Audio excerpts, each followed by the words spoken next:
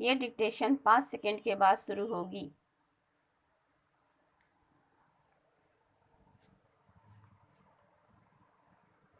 Start.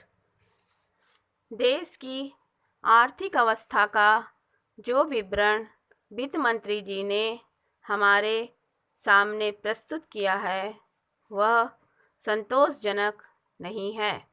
हम देश की आर्थिक अवस्था को मजबूत बनाने की दिशा में अग्रसर हो रहे हैं। विभिन्न क्षेत्रों में उत्पादन बढ़ रहा है, जिससे आशा की एक झलक दिखाई पड़ रही है। तीसरी पंचवर्षीय योजना के दौरान हम एक बहुत बड़ी धनराशि खर्च करने जा रहे हैं। यह भी एक आशाप्रद बात है।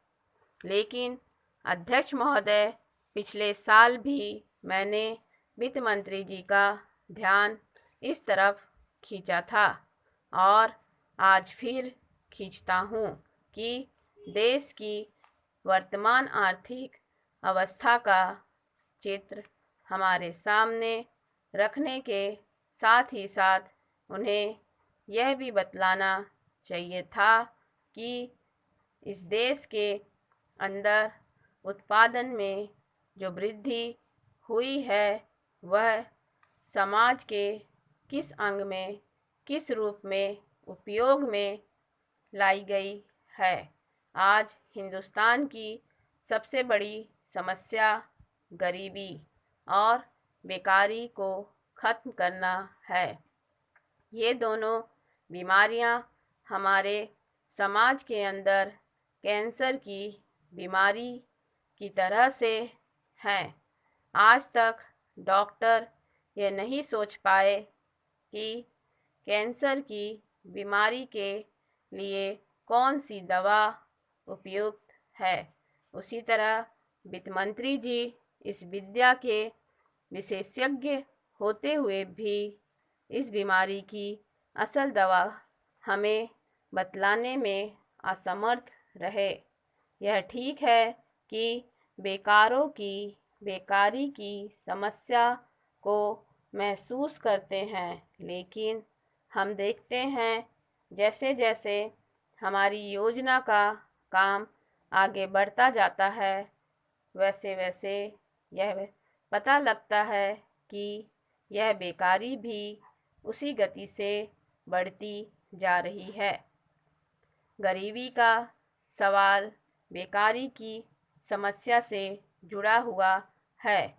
अगर लोगों को काम मिलेगा तो बेकारी दूर होगी और देश से गरीबी भी दूर होती जाएगी। पैरा। मेरे मित्र ने यहाँ अपने विचार प्रकट करते हुए अभी कहा कि देश की उन्नति के लिए नागरिकों को त्याग करना चाहिए।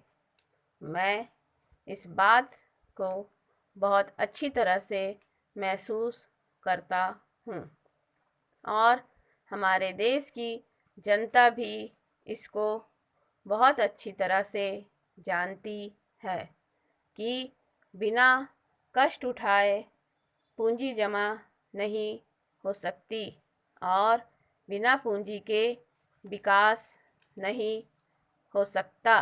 परंतु सिर्फ इस सदन में खड़े होकर कह देने से पूंजी नहीं बढ़ सकती। जनता हर तरह से सहयोग करने को तैयार है, परंतु उसे रास्ता आपको दिखलाना चाहिए। आपको स्वयं कुछ त्याग करके जनता के सामने जाना चाहिए।